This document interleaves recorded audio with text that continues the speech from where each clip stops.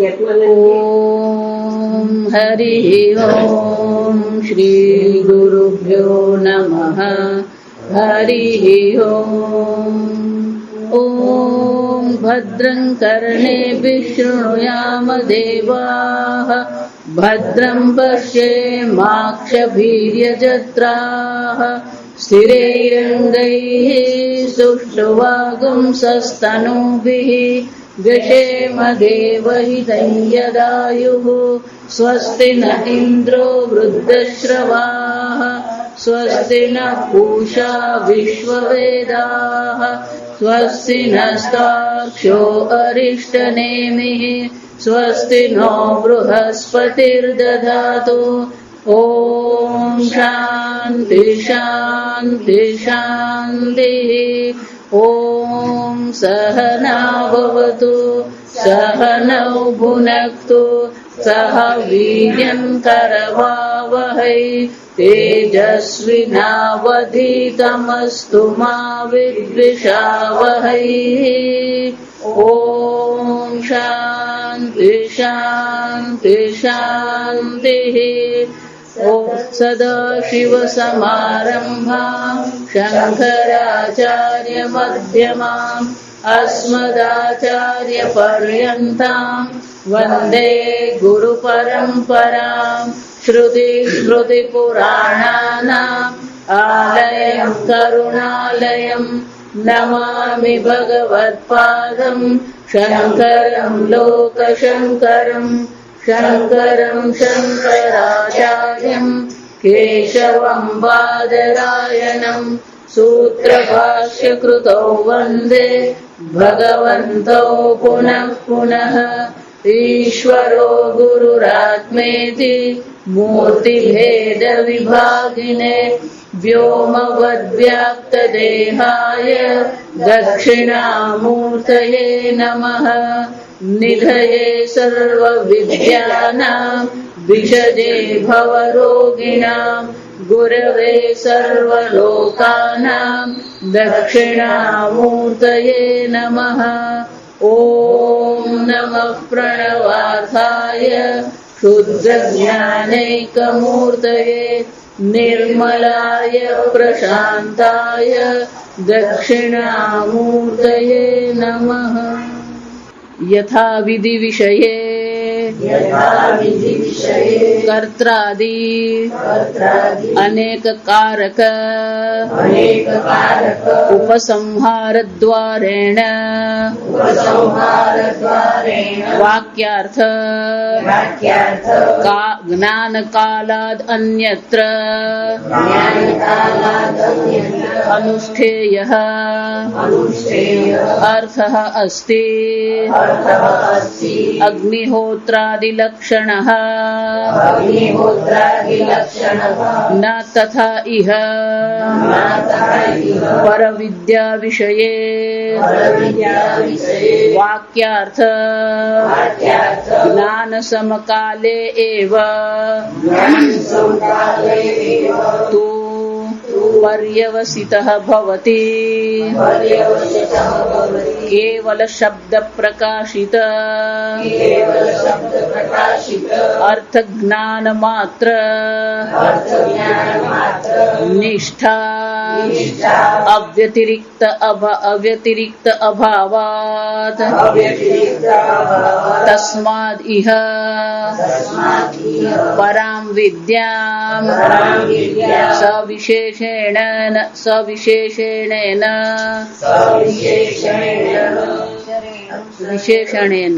सविशेषणेन अक्षरेण विशिनष्टि तद्यत् यत्तत् अदृश्यम् इत्यादिना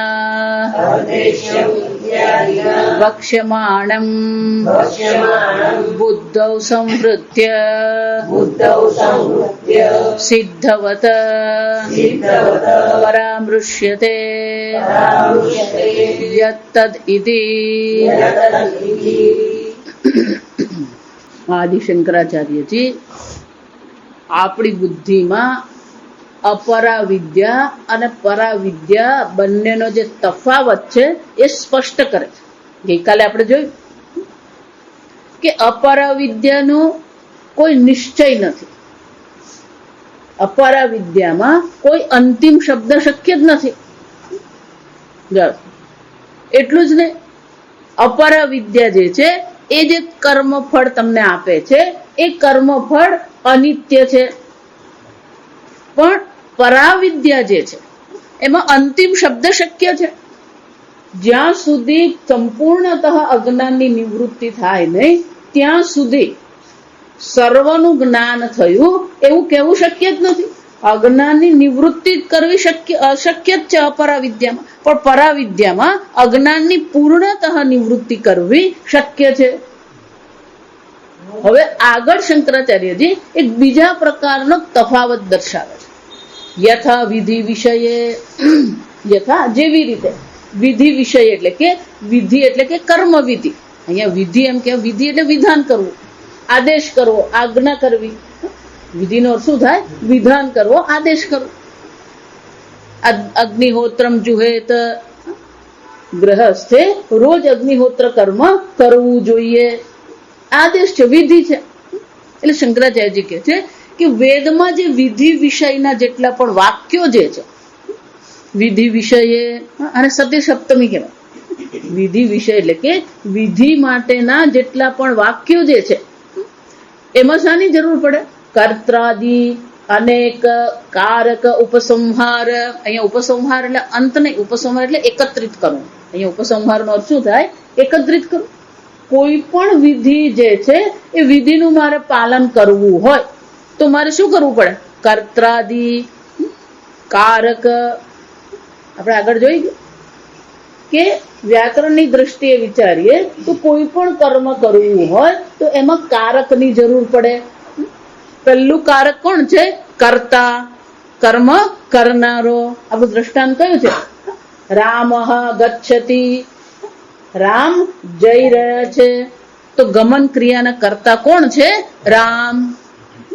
ક્યાં જઈ રહ્યા છે? કર્મ. વનમ ગચ્છતિ, રામ ક્યાં જઈ રહ્યા છે? વનમ ગચ્છતિ. આ કર્મ થયું, વિષય. કેવી રીતે જઈ રહ્યા છે? રથેન ગચ્છતિ. રથ શું થયું? સાધન થયું, કરણ કહેવાય ને. કર્તા, કર્મ, કરણ, સાધન થયું. તથેન ગચ્છતિ. સંપ્રદાન, ચોથું કારક. કયા પ્રયોજનથી જાય છે? પિતૃવચન પરિપાલનાય. આપણે અનેક વાર જોઈ ગયા એટલે જ કહું, યાદ રાખો ને તો ફટફટ મગજમાં આવે. પિતૃવચન પરિપાલનાય, પિતાના વચનને સત્ય પુરવાર કરવા માટે જઈ રહ્યા છે. ક્યાંથી જઈ રહ્યા છે? પાંચમું કાર અપાદાન કહેવામાં આવે. અયોધ્યાયાત, અયોધ્યાથી. પાંચમું કારક કયું છે? અપાદાન. અયોધ્યાથી, જ્યાંથી અલગ પડે ને એને પાંચમી વિભક્તિ કહેવાય.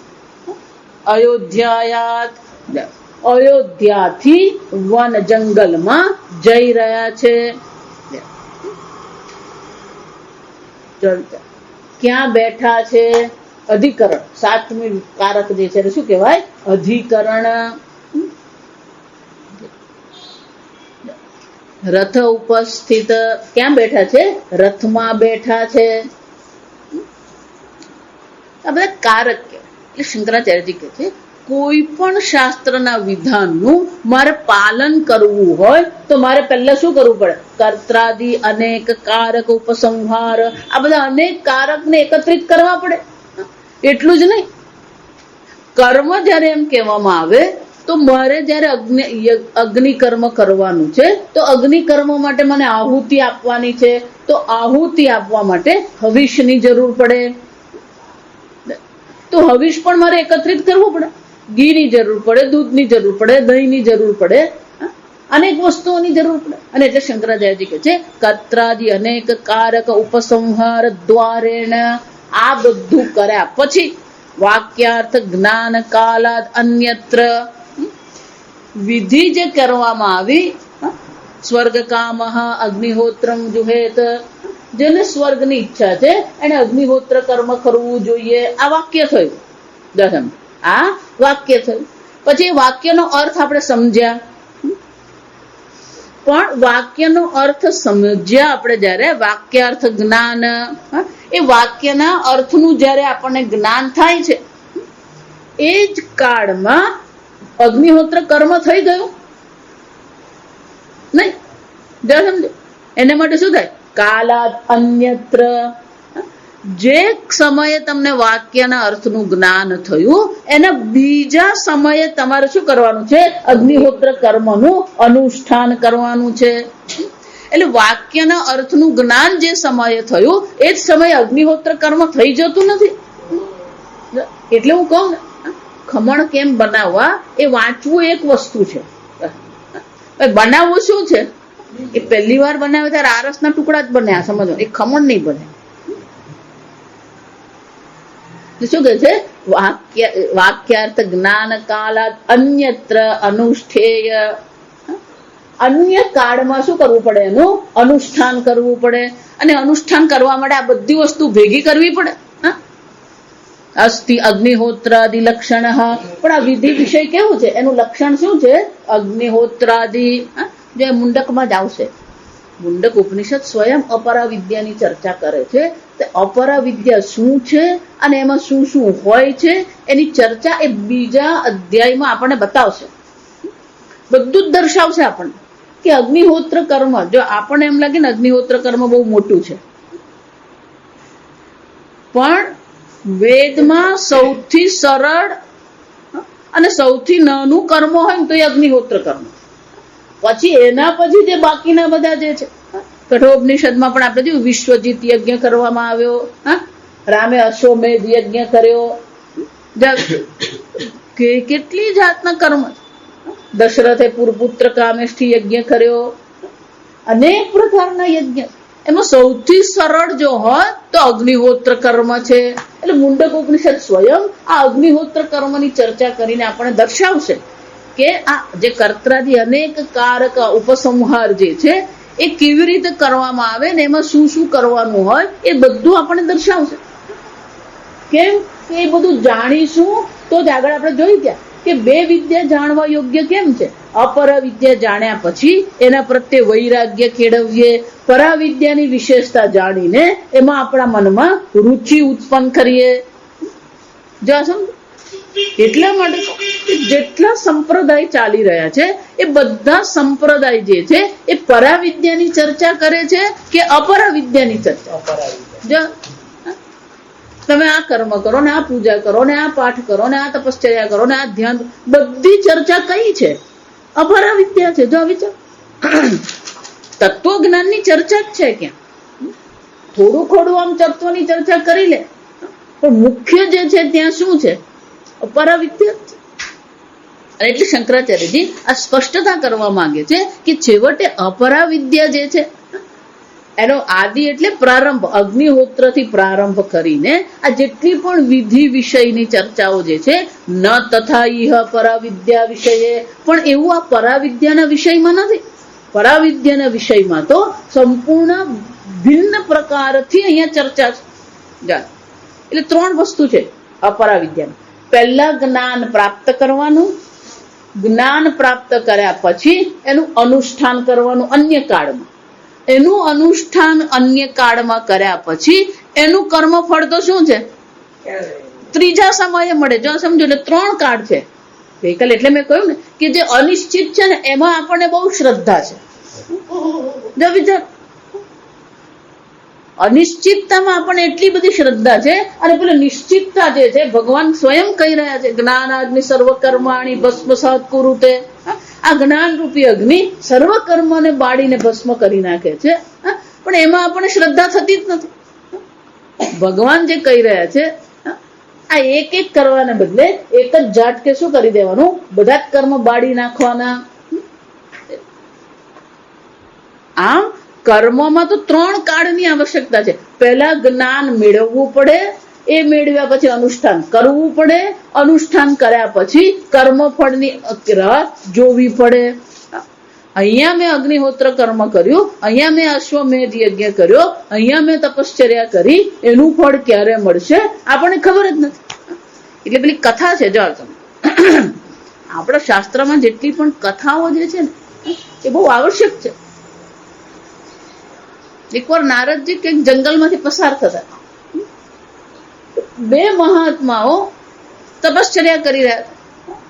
ભગવાનને દર્શનની ઈચ્છા હતી. બંને મહાત્માઓ શું કરતા હતા? તપશ્ચર્યા કરતા હતા. નારદજી ત્યાંથી પસાર થતા હતા એટલે પેલા મહાત્માએ પૂછ્યું, નારદજી પ્રણામ કરે. નારદજીને પ્રણામ કર્યા અને પછી નારદજી પૂછ્યું, શું કરો છો? એટલે કહ્યું, આ વિષ્ણુ ભગવાનના દર્શનની ઈચ્છા છે એટલે આ તપશ્ચર્યા કરી રહ્યા છીએ, પણ ક્યારે દર્શન થશે અમને ખબર નથી. જ્યાં સમજો અનિશ્ચિતતા. તપશ્ચર્યા કરી રહ્યા છે પણ ફળની કેવી છે? અનિશ્ચિતતા. એ નારદજી પૂછ્યું, તમે ક્યાં જઈ રહ્યા છો? તો કે હું વૈકુંઠ લોક જઈ રહ્યો છું. તો કે તમે વૈકુંઠ લોક જઈ રહ્યા છો, પેલા ભગવાનને પૂછતા આવજો અમને દર્શન ક્યારે આપશે. નારદજી કે ભલે. નારદજી કોઈ ના નહીં પાડે.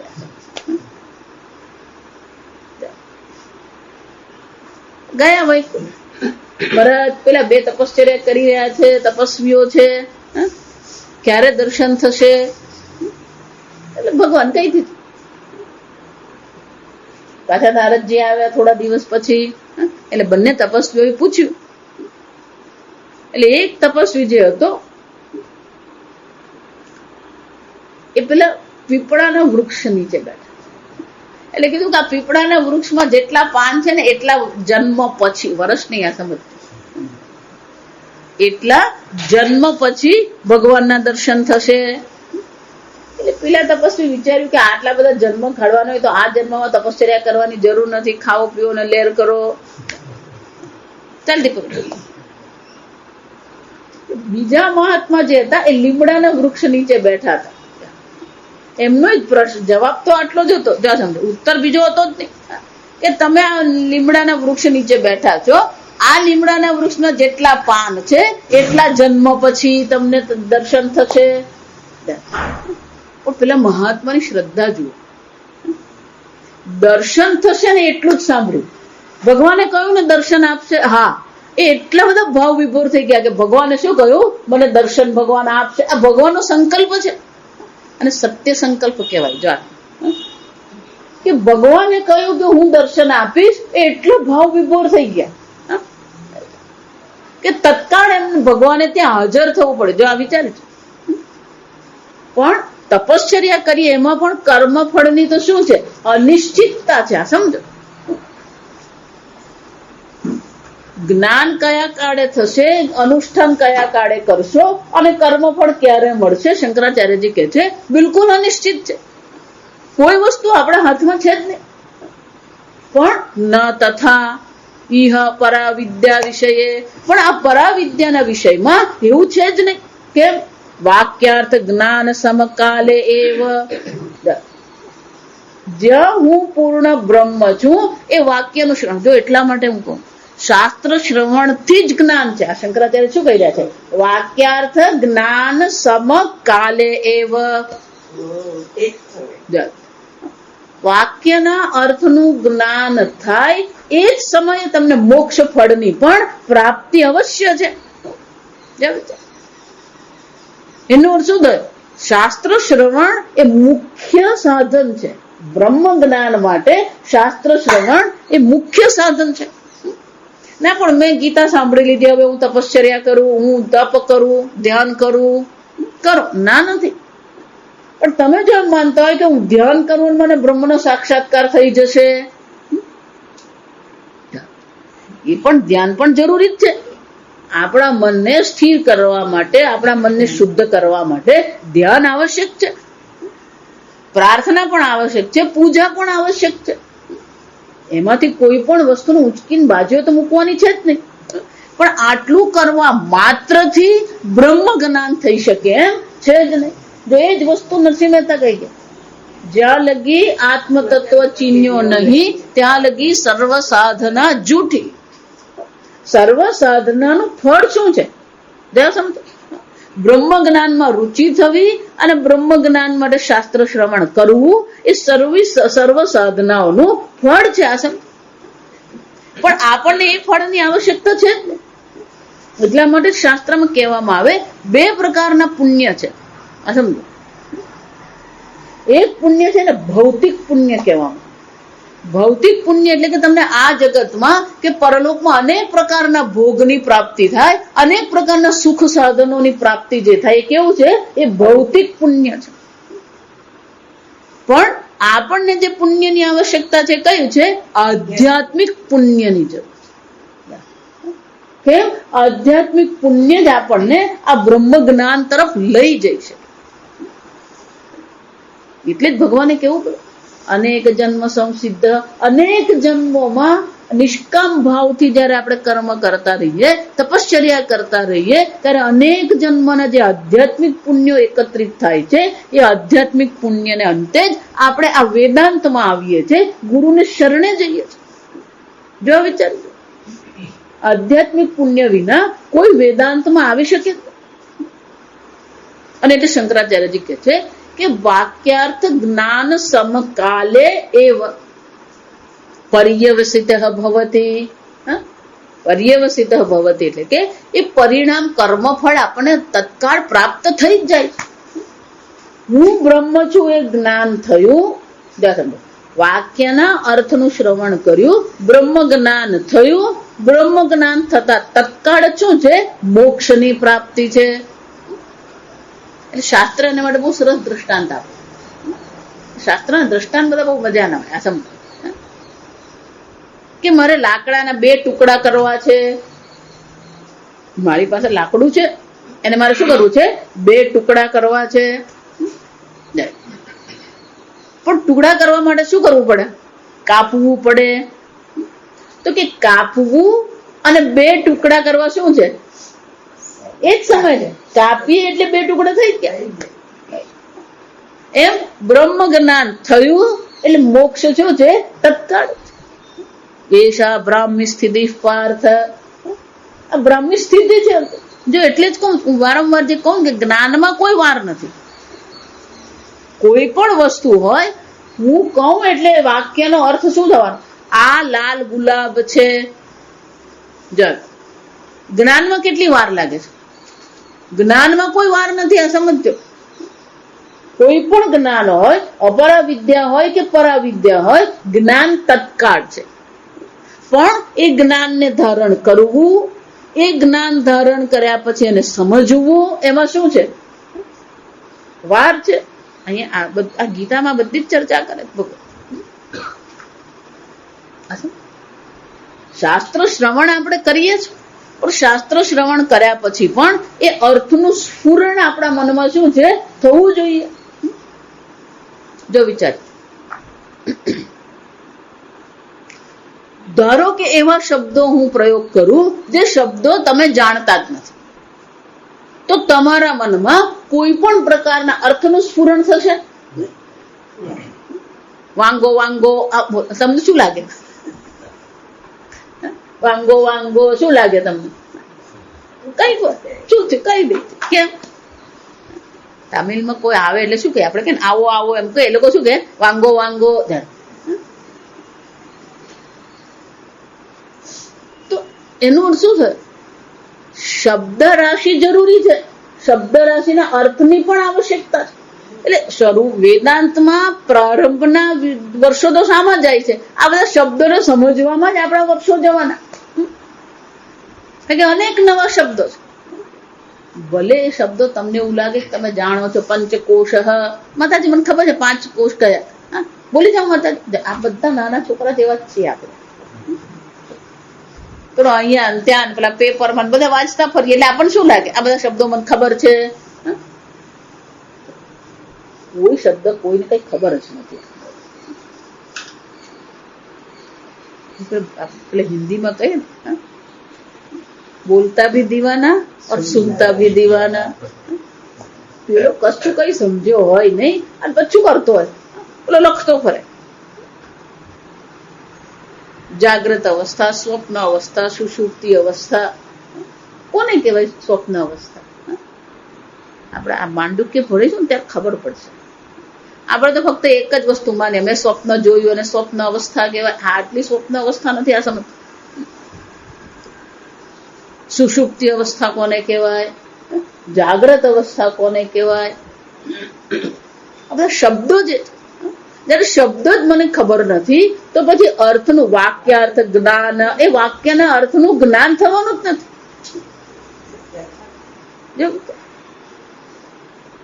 એટલા માટે હું બ્રહ્મ છું એવું સાંભળીએ ને પછી કઈ થતું નથી.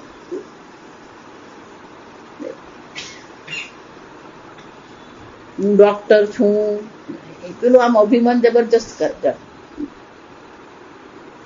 પણ તું બ્રહ્મ છે, ખાલી જગ્યા, શું કહેવાય એને, અર્થસ્ફુરણ નથી.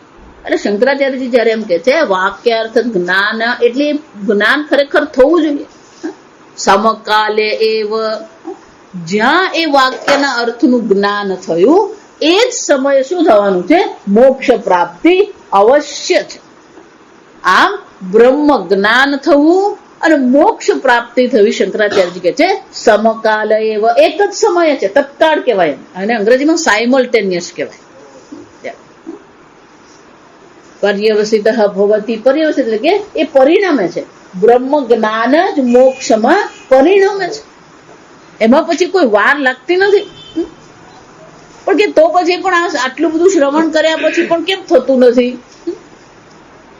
એટલે શંકરાચાર્યજી કહેતા નથી કેવલ શબ્દ પ્રકાશિત અર્થ જ્ઞાન માત્ર, કેવલ શબ્દ, ફક્ત શબ્દના પ્રકાશિત અર્થ.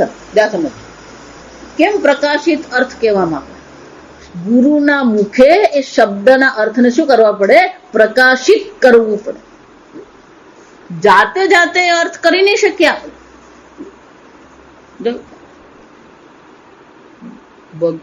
ઉપનિષદ તો બહુ સરળ છે ખરેખર. જુઓ, આ ભગવદ્ ગીતા જે છે એ ભગવાન ક્યારે ગુનાટ મારે ને ખબર પડે તો પેલા 9મા અધ્યાયમાં ગયા છે મત્સ્થાની સર્વભૂતાની, આ સર્વભૂતો મારામાં છે. બીજા જ શ્લોકમાં પહેલા જ વાક્યમાં શું કહી દીધું? નચ મત્સ્થાની ભૂતાની, મારામાં કોઈ ભૂતો છે જ નહીં. ગુલાટ જ મારી દે ભગવાન. શું અર્થ કરવાનો? એટલે પછી પેલું મેક્સ મુલર શું કે આ કૃષ્ણ ભગવાનને હજી ખબર પડતી નથી કે એમનામાં છે કે નથી.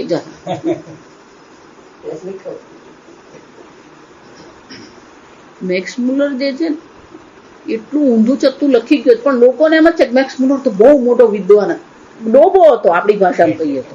આ સમજ કેમ? એમણે પોતે જ લખ્યું. આ શંકરાચાર્યજી ક્યારેક બ્રહ્મ શબ્દ વાપરે ને ક્યારેક ઈશ્વર શબ્દ વાપરે ને ક્યારેક ભગવાન શબ્દ વાપરે છે, એને જ ખબર નથી. એટલે તને નથી ખબર ક્યારે કયો શબ્દ, બ્રહ્મ શબ્દ ક્યારે વાપરી શકાય, ક્યારે ભગવાન શબ્દ વાપરી શકાય, ક્યારે ઈશ્વર શબ્દ વાપરી શકાય, એને જ ખબર નથી. એટલે શંકરાચાર્ય શું કહે? કેવલ શબ્દ પ્રકાશિત અર્થ. આ જે શબ્દ જે છે એ શબ્દનો પ્રકાશિત અર્થ જે છે, જો એટલે હા શ્વેતાશ્વતર ઉપનિષદમાં બહુ સુંદર કહેવામાં યથા દેવે પરાભક્તિ, એટલે પહેલા તો જીવનમાં શું હોવું જોઈએ? દેવતા માટેની પરાભક્તિ, એટલે પૂર્ણ શરણાગતિ હોવી. અનન્ય ભક્તિ છે ને આપણે ભગવાનમાં પહેલી તો અનન્ય ભક્તિ હોવી જ જોઈએ. યથા દેવે તથા ગુરુ, જેવી દેવતામાં અનન્ય ભક્તિ છે એવી જ અનન્ય ભક્તિ ક્યાં થવી જોઈએ? ગુરુમાં થવી જોઈએ. પણ ગુરુની ઉપાધિ જો આપણે જોતા રહીશું તો પછી પેલી અનન્ય ભક્તિ થઈ શકે નહીં. યથા દેવે તથા ગુરુ, જ્યાં સુધી ગુરુમાં એ અનન્ય ભક્તિ થતી નથી, તસ્ય પ્રકાશિત અર્થ,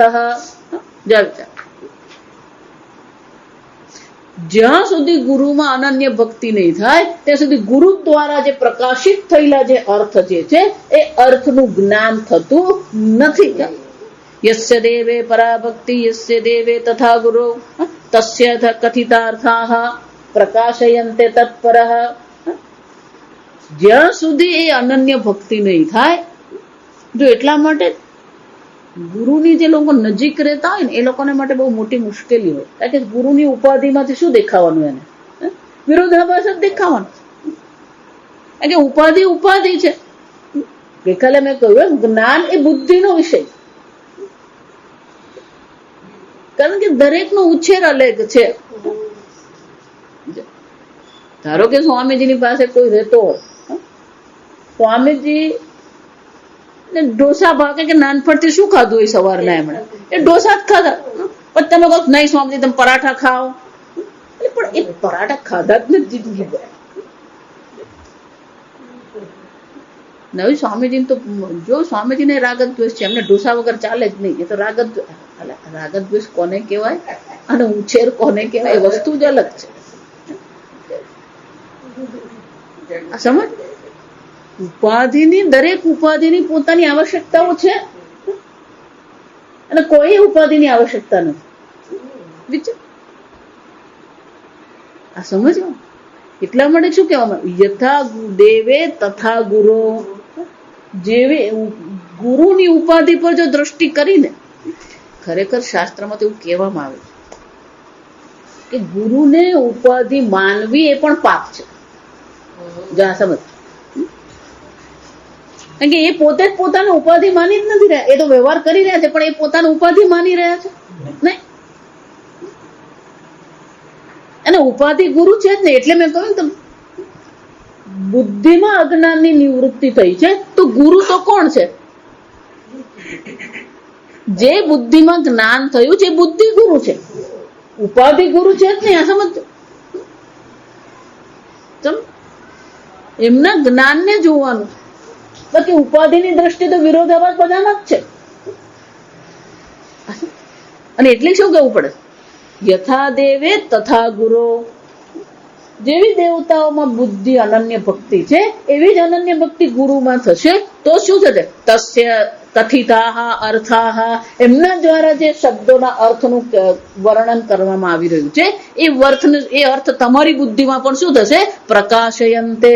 એ જ અર્થ તમારી બુદ્ધિમાં પણ સ્ફુરણા અવશ્ય થશે. અને એટલે શંકરાચાર્યજી કહે છે કેવલ શબ્દ પ્રકાશિત અર્થ જ્ઞાન માત્ર નિષ્ઠા. શંકરાચાર્ય ધીમે રહીને એક બીજો શબ્દ મૂકી દે. શંકરાચાર્યજીની વિશેષતા છે આ સમજ. કેવલ શબ્દ પ્રકાશિત અર્થ, ફક્ત એ જે શબ્દ કહેવામાં આવી રહ્યો છે એનો અર્થ જે પ્રકાશિત કરવામાં આવી રહ્યો છે એ જ જ્ઞાન માત્ર છે. પણ એ જ્ઞાનમાં પણ શું થયું છે, નિષ્ઠા. સાંભળીએ તો છે, શ્રવણ કરીએ છે, પણ એમાં શું થવી જોઈએ, નિષ્ઠા થવી જોઈએ. એટલે પેલો ટીકાકાર બહુ સરસ કે છે, નિષ્ઠા વ્યતિરિક અભાવાત મનન નિધિધ્યાસનાભ્યામ બ્રહ્માત્મા ઐક્ય જ્ઞાન નિષ્ઠા એવ સંપાદનીય ન અન્ય કર્તવ્યમ. શ્રવણ કર્યા પછી પણ જે શ્રવણ કર્યું છે એના પર શું કરવું જોઈએ, મનન કરવું જોઈએ. જો ભાગવતમાં આપણે શીખી ગયા, ગોકર્ણને પ્રશ્ન પૂછવામાં આવ્યો કે તારા ભાઈ ધુંધુકારીને આ વૈકુંઠ લોકમાંથી વિષ્ણુ દૂત આવીને તારા ભાઈ ધંધુકારીને લઈ ગયા. ત્યારે ગોકર્ણે સ્વયં પ્રશ્ન પૂછ્યો વિષ્ણુ દૂતને કે તમે ફક્ત ધંધુકારીને કેમ લઈ જાઓ? અમે બધાએ પણ અહીંયા જેટલા બેઠા છે એ બધા શ્રોતાએ ભાગવતનું શ્રવણ કર્યું છે, તો બધાએ જ જો શ્રવણ કર્યું હોય તો બધાને શું કરવું જોઈએ, વૈકુંઠ લોકમાં લઈ જવું જોઈએ. ત્યારે વિષ્ણુ દૂતે શું કહ્યું, અદ્રઢમ શ્રુતમ હતમ. જે શ્રવણ કરવામાં આવ્યું એને જો દ્રઢ નહીં કરવામાં આવે તો એ શું થઈ ગયું, નાશ પામે. એટલે શ્રવણ કરેલું વ્યર્થ જાય. જો એટલે હું કહું છું કે હું આવું ત્યારે જ મુંડક ઉપનિષદ નહીં ખોલવાનું. જે શ્રવણ કર્યું છે એ શ્રવણને શું કરવાની જરૂર છે, દ્રઢ કરવાની જરૂર છે. જો દ્રઢ ન કર્યું તો એ શ્રવણ કરેલું શું છે, હતઃ, એ નાશ જ પામે. એટલે જેટલી વાર સાંભળે, એટલે સ્વામીજી એમને કે જેટલી વાર સાંભળે એટલી વાર એમ કે સ્વામીજી બહુ સરસ કહ્યું. દરેક વખતે નવું લાગે. કેમ,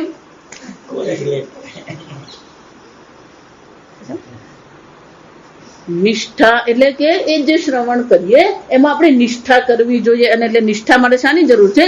મનન નિધિધ્યાસનાભ્યામ બ્રહ્માત્મા ઐક્ય જ્ઞાન નિષ્ઠા એવ સંપાદનીય. તો એનો અર્થ શું થયો? પ્રમાણ શાસ્ત્ર શ્રવણ છે. એટલે શાસ્ત્ર શ્રવણ રોજ થવું જ જોઈએ. શાસ્ત્ર શ્રવણ કર્યા પછી જે શ્રવણ કર્યું છે એના મનમાં શું કરવાનું હોય? ચિંતન મનન કરતા રહીએ. ન અન્યત કર્તવ્યમ, બીજું કોઈ કર્તવ્ય છે જ? આત્માવારે દ્રષ્ટવ્ય, આ જીવનનું એક જ લક્ષ્ય છે. આત્મદર્શન કરીએ એટલે કે આત્મજ્ઞાન પ્રાપ્ત કરીએ, આ એક જ લક્ષ્ય છે. બાકીના બધા જે આપણા કર્તવ્ય જે છે એ આ લક્ષ્યની પૂર્તિ માટેના આવશ્યક વસ્તુ, પણ એ લક્ષ્યની સિદ્ધિ માટે પણ શું કરવું પડે? શાસ્ત્ર શ્રવણ કર્યા પછી પણ પેલું મનન નિધિધ્યાસન થવું જોઈએ. જો નિશ્ચયેન યોક્તવ્ય, ગીતામાં પણ આપણે જોઈ ગયા ભગવાન શું કે છે? નિશ્ચયેન યોક્તવ્ય, આ યોગનું અનુષ્ઠાન નિશ્ચયપૂર્વક કરવું જોઈએ. જો ત્યાં પણ તવ્ય પ્રત્યય, કર્તવ્ય, કરવા યોગ્ય, એમ નિશ્ચયને યોક્તવ્ય, આ યોગનું અનુસંધાન અવશ્ય કરવું જોઈએ. આમ જેમ અન્ય સર્વ બાબતોમાં આપણે કર્તવ્ય બુદ્ધિ છે એવી જ કર્તવ્ય બુદ્ધિ ક્યાં હોવી જોઈએ? શ્રવણ મનન અને નિધિધ્યાસનમાં. નિષ્ઠા અવ્યતિરિક અભાવાત, એના સિવાયના બીજું કોઈનો અભાવ એટલે શું છે? આવશ્યકતા. જે જરૂરી છે કયું છે?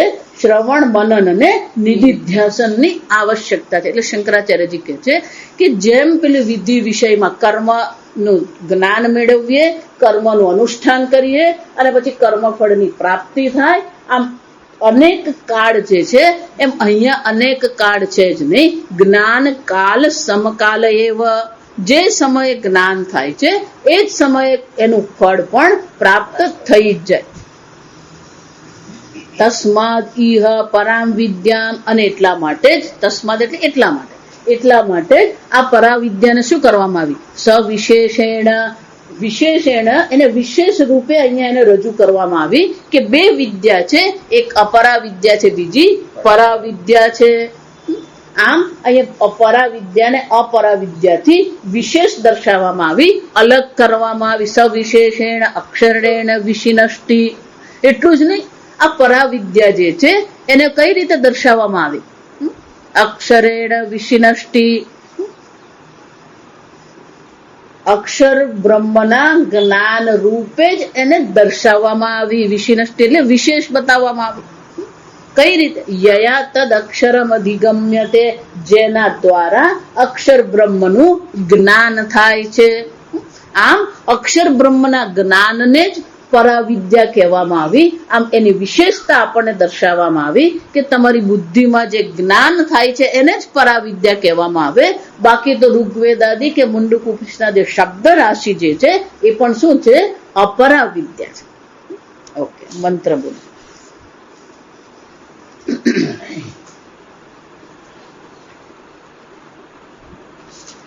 યત્તદૃશ્યમગ્રાહ્યમગોત્રમ, યત્તદૃશ્યમગ્રાહ્યમગોત્રમ અવર્ણમચક્ષુશ્રોત્રમ તદપાણિપાદમ, અવર્ણમચક્ષુશ્રોત્રમ તદપાણિપાદમ, નિત્યમ વિભુમ સર્વગતમ સુસૂક્ષ્મમ, તદવ્યયમ યદ્ભૂતયોનિમ પરિપશ્યન્તિ ધીરાઃ.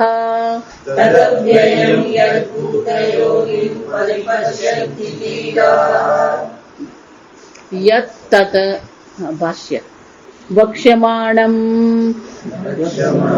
બુદ્ધ ઉપસંહૃત્ય, એની આગળનું વાક્ય છે એની આગળ એક વાક્ય મંત્રની પહેલા છે. વક્ષ્યમાણમ મંત્ર પહેલા આગલા પરે ફકરાનું છેલ્લું વાક્ય વક્ષ્યમાણમ બુદ્ધૌ સંહૃત્ય સિદ્ધવત પરાવૃશ્યતે યત્તદ ઇતિ અદૃશ્યમ અદ્રશ્યમ સર્વેષાં બુદ્ધિ ઇન્દ્રિયાણામ અગમ્યમ ઇતિ એતત દૃશેઃ બહિષ્પ્રવૃત્તસ્ય પંચેન્દ્રિય દ્વારકત્વાत्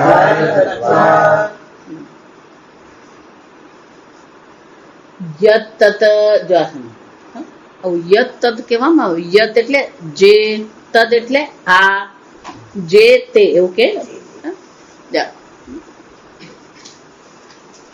જે પીળા કપડામાં છે તે જ બ્રહ્મચારી છે. જે અને તે. પણ હજી આપણને તો અક્ષર બ્રહ્મ શું છે કશું કહેવામાં આવ્યું જ નથી, તો પછી જે તે એવું કહી શકીએ આપણે. જાવે આ ભાઈ ડોક્ટર છે, એ બહુ સારા છે, બહુ કુશળ છે, આ બધું બોલીએ ને આ એને સર્વનામ કહેવાય. આ બધું સર્વનામથી આપણે વાતો કરીએ. કોણ છે એ જ નહીં કહીએ તો પછી શું કહેવાય? અલે ભાઈ પણ એ કોણ છે ને ક્યાં છે તો કે આ કર્યા કરીએ એટલે પછી છેવટે શું કહેવું પડે? અલે ભાઈ પણ એ કોણ છે ને ક્યાં છે તો બોલતું. એનો અર્થ શું થયો? પહેલા પેલું નામ, વિશેષ નામ આપણે કેવું પડે. આ રમેશભાઈ પટેલ છે, એ ડોક્ટર છે, એ બહુ સારા, પછી સર્વનામ વાપરીએ તો યોગ્ય. એમ શ્રુતિ માતા પણ અક્ષર બ્રહ્મના જેના દ્વારા અક્ષરનું જ્ઞાન થાય એ પરાવિદ્યા આટલું જ કહ્યું. અક્ષર શું છે કેમ છે કશું કહ્યું નથી આપણને. અરે પછી અચાનક જ મંત્ર ક્યાંથી શરૂ થયો? યત તત. કોણ યત તત? એટલે શ્રુતિમાં અહીંયા અંગિરા મુનિ ઉત્તર આપી રહ્યા છે. શૌનક ઋષિએ પ્રશ્ન પૂછ્યો અને અંગિરા મુનિ ઉત્તર આપી રહ્યા છે. તો અંગિરા મુનિ જયારે આ કહી રહ્યા છે યત તત, જે તે, જે તે એટલે કોણ? એટલે શંકરાચાર્યજી કહે છે એમને માટે તો એમની બુદ્ધિમાં તો એ શું છે? અપરોક્ષ છે, તત્કાળ. એટલે શું કે છે? તસ્વક્ષમાણમ, જે અક્ષર બ્રહ્મને કહેવામાં આવશે, વક્ષમાણ એટલે ભવિષ્યમાં કહેવામાં આવશે, એને શું છે? બુદ્ધૌ સંહૃત્ય, પોતાની જ બુદ્ધિમાં લાવીને શું કે છે? સિદ્ધવત, જાણે કે એ જાણીતું છે, સિદ્ધ છે એ શું છે? પરામૃશ્યતે, એનું વર્ણન કરે છે. યત તત એટલે ગુરુની બુદ્ધિમાં તો એ સ્પષ્ટ જ છે. એટલે ગુરુ આ તરીકે કહી શકે. જો વિચાર. પણ શિષ્ય માટે તો હજી પરોક્ષ જ છે. શિષ્યને તો ખબર જ નથી કોણ અક્ષર છે શું અક્ષર છે. પણ ગુરુની બુદ્ધિમાં હોવાથી ગુરુ કયો શબ્દ વાપરી શકે? યત તત ઇતિ. પણ એ અક્ષર બ્રહ્મ જે છે એ કેવું છે? તે અદ્રશ્યમ. પહેલું જ કહી દીધું, અદ્રશ્યમ, અદ્રશ્યમ, બુદ્ધિ ઇન્દ્રિયાણામ અગમ્યમ. બુદ્ધિ અને ઇન્દ્રિયોથી એને જાણી શકાય એમ છે જ નહીં. એટલે જ કહું કે તમે જો એમ માનતા હોય કે હું આમ બ્રહ્મના દર્શન કરું, મને લાલ દેખાયું, પીળું દેખાયું, ને સુગંધ આવી ગઈ, સુગંધ નહીં આવી, ને જા, આ બધાની કોઈ આવશ્યકતા જ નથી. આમાંની એક પણ વસ્તુની આવશ્યકતા નથી. આ સમજ અદૃશ્યમ એ ક્યારેય તમારી ઇન્દ્રિયોનો વિષય બની શકે. આ બધી ગીતામાં બધી ચર્ચા. અદ્રશ્યમ અવ્યક્તમ અવ્યક્તોયમ અચિંત્યોયમ અવિકાર્યોયમ ઉચ્યતે. આત્મા કેવો છે? અવ્યક્તોયમ, ઇન્દ્રિયોનો વિષય બની શકે એમ છે જ નહીં. અચિંત્યોયમ, મન બુદ્ધિનો વિષય બની શકે એમ છે જ નહીં. શંકરાચાર્યજી કહે છે અદ્રશ્યમ એટલે દ્રશ્ય એટલે આંખથી જોઈએ ને દ્રશ્ય કહેવાય, પણ અહીંયા ઉપલક્ષણ કહેવાય. આપણે વારંવાર આ જોઈએ કે એકનો ઉલ્લેખ કરવામાં આવે એટલે બાકીની બધી ઇન્દ્રિયોનો પણ શું કરવાનો? સમાવેશ કરી જ લેવાનો. અને બીજું, જ્યારે એમ કહેવામાં આવે એ ઇન્દ્રિયોનો વિષય નથી, જો આ બરાબર સમજી લે, જ્યારે એ ઇન્દ્રિયોનો વિષય નથી તો પછી એ મનનો વિષય બની શકવાનો, કે ઇન્દ્રિય જે માહિતી લાવે છે એના દ્વારા જ મન જાણી શકે. જો ઇન્દ્રિયોથી જે ગ્રહણ નહીં થઈ શકશે તો મનથી પણ શું થવાનું છે, એ ગ્રહણ થઈ શકે. અને એટલે શંકરાચાર્યજી અદ્રશ્યમાં બંને લઈ લીધા, બુદ્ધિ ઇન્દ્રિય, અથવા તો બીજો અર્થ શું થઈ શકે, જ્ઞાનેન્દ્રિય. બુદ્ધિ ઇન્દ્રિયનો બીજો અર્થ શું થાય, જ્ઞાનેન્દ્રિય. આ જ્ઞાનેન્દ્રિયો દ્વારા આપણે જ્ઞાન મેળવવાનું છે. અક્ષર બ્રહ્મને પરાવિદ્યા એટલે જ્ઞાન થયું, પરાવિદ્યા એટલે કે વિદ્યા છે. તો જ્ઞાન મેળવવા માટે આપણી પાસે 5 ઇન્દ્રિય છે, 5 જ્ઞાનેન્દ્રિય છે. શ્રુતિ માતા કે છે તારી પાસે જે 5 જ્ઞાનેન્દ્રિય છે એ જ્ઞાનેન્દ્રિય દ્વારા તું આ બ્રહ્મને જાણી શકે એમ છે જ નહીં. અદ્રશ્યમ અગમ્યમ ઇતિ એતત. કેમ? દૃશ્યે બહિષ પ્રવૃત્તસ્ય. દૃશ્યે એટલે કે આ ચક્ષુ ઇન્દ્રિય જે છે, આ બહુ સુંદર વિષય છે. બહિષ પ્રવૃત્તસ્ય, એના માટે હું હંમેશા દ્રષ્ટાંત આપું, પેલું ટેલિસ્કોપ. ટેલિસ્કોપ જે છે એનાથી તમે શું કરી શકો, દૂરબીન આપણે જેને કહીએ, દૂરબીનથી આપણે દૂરની વસ્તુ જોઈ શકીએ. તો દૂરબીનની દિશા કઈ છે, બહિષ પ્રવૃત્ત. એ બહાર પ્રવૃત્તિ કરે છે. પેલો ચંદ્ર જે છે એ ભલે આપણને આવડો દેખાતો હોય પણ જ્યારે આપણે દૂરબીનથી જોઈએ તો શું થવાનું, મોટો દેખાશે. પણ એની દિશા કઈ છે, બહિષ પ્રવૃત્ત. તો જે ખગોળ શાસ્ત્રી દૂરબીન દ્વારા તારાઓ જોઈ શકે છે, પણ એ દૂરબીન દ્વારા પોતાને જોઈ શકે કેમ? પેલી દિશા કઈ છે, બહારની પ્રવૃત્તિ છે. એ જ રીતે આંખ કાન કહીએ, આ બધાની પ્રવૃત્તિ કઈ બાજુ છે, બહિષ પ્રવૃત્તસ્ય. એ બહાર છે, એની દિશા જ અલગ છે, વિપરીત છે. આત્મા તો જેમ ટેલિસ્કોપની પાછળ ખગોળ શાસ્ત્રી છે, એ જ રીતે આંખની પાછળ તમે આત્મ ચૈતન્ય છો, તો આંખ પોતાની પાછળ જે ચૈતન્ય સ્વરૂપ આત્મા છે એના દર્શન કરી શકે નહીં. એટલે શંકરાચાર્યજી કહે છે બહિષ પ્રવૃત્તસ્ય પંચેન્દ્રિય દ્વારકત્વાत्. આ પંચ ઇન્દ્રિય જે છે એ દ્વાર છે. આ સમજવાનું કેમ? કે આ જગતને તમારા મનમાં પ્રવેશવું હોય તો પ્રવેશવા માટેનો દ્વાર કોણ છે, આ 5 ઇન્દ્રિય છે. આ જગત કેવું છે, પ્રપંચ છે. પંચ પંચ ઇતિ પ્રપંચ. આ જગતમાં બધું શું છે, 5 5 છે.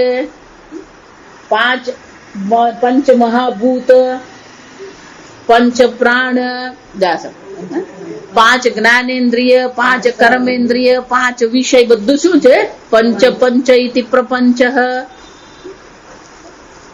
તો આ જગતને ગ્રહણ કરવું હોય તો મારી પાસે 5 વિષયો છે અને 5 વિષયને ગ્રહણ કરવા માટે 5 ઇન્દ્રિય છે. 5 વિષય કયા થયા, શબ્દ સ્પર્શ રૂપ રસ અને ગંધ. અને 5 ને ગ્રહણ કરવા માટે 5 જ્ઞાનેન્દ્રિય છે. એટલે શંકરાચાર્યજી કહે છે પંચ ઇન્દ્રિય દ્વારકત્વાत्. આ 5 ઇન્દ્રિય એ 5 દ્વાર છે. પણ આ 5 દ્વાર જે છે એના દ્વારા આપણે આત્મા સુધી પહોંચી શકીએ ખરા? જગત આ 5 ઇન્દ્રિય દ્વારા તમારામાં પ્રવેશે એટલે દાખલ થઈ શકે, પણ એ જ રીતે આત્મા સુધી આ દ્વારથી તમે આત્મા સુધી પહોંચી શકશો? અને શું કે છે, અદૃશ્યમ. આમ આ ઇન્દ્રિયો જે જો અહીંયા આવશે, પરાંચિખાની વ્યત્રણ સ્વયંભૂ પરાંગ પશ્યતિ ના અંતરાત્મા. આ બ્રહ્માજીએ બહુ મોટી અમારી હિંસા કરી. સ્વયંભૂ આ બ્રહ્માજી કેમ, પરાંચિખાની. આ 5 ઇન્દ્રિયો જે છે એને બહિર્મુખ બનાવીને બ્રહ્માજીએ અમારો નાશ કરી નાખ્યો. કેમ? પરાંગ પશ્યતિ, આ બધું બહારનું જોતી રહે છે અને અમારા મનને બગાડતી રહે છે. એટલે આ બ્રહ્માજીએ બહિર્મુખ બનાવીને શું કરી? અમારો નાશ કર્યો. માણસને આદત જ છે હંમેશા શું કરવાનું? બીજા પર આરોપ મૂકવાનો. હંમેશા કહું, તમારું મગજ બગડે ને તો એમ નહીં માનવાનું કે પેલાને કારણે બગડ્યું. મગજ બગાડવા માટે જવાબદાર તમે જ છો. તમારે મગજ બગાડવું કે નહીં બગાડવું એ તમારા હાથમાં છે. આ સમજ. સામે વાળાએ ખોટું કર્યું 100%, પણ એને કારણે આપણું મગજ આપણે બગાડવાની જરૂર નથી, પણ આપણે આદત પડી ગઈ છે. ભલે સામે વાળો 100% ખોટો, જો એનો અર્થ શું થાય ખબર છે? એનો અર્થ એવો થયો કે તમારા મન બુદ્ધિ કરતા પેલો બળવાન છે. જો કોઈ તમારું મગજ બગાડી જાય છે તો બળવાન કોણ થયું?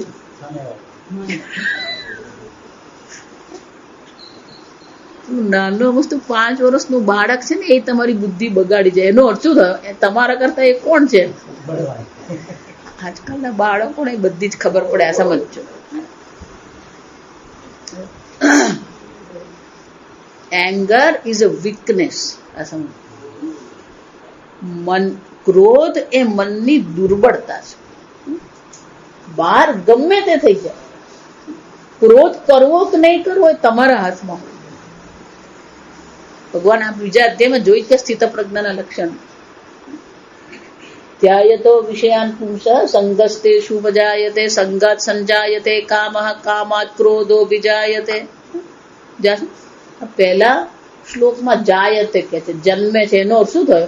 કામમાંથી ક્રોધ જન્મે ત્યાં સુધી તમારું નિયંત્રણ છે. પછી ભગવાન પેલું ક્રિયાપદ જાયતે માંથી બદલી નાખીને શું કે છે? ક્રોધાત ભવતી સમોહ. એક વાર ક્રોધ આવ્યો પછી તમારું કોઈ નિયંત્રણ નથી. ભવતી નો અર્થ શું થાય? થાય છે. થાય છે નો અર્થ શું થયો? એ થવાનો. ક્રોધ કરવો કે નહીં કરવો ત્યાં સુધી તમારા હાથમાં છે. કામાત ક્રોધો બી જાય. પણ એક વાર ક્રોધ આવ્યો પછી શું છે? પૂજ્ય સ્વામીજી બહુ સરસ કે ક્રોધ પહેલા અને ક્રોધ પછી વ્યક્તિ જુદી હોય, અને ક્રોધ કાળમાં વ્યક્તિ શું હોય?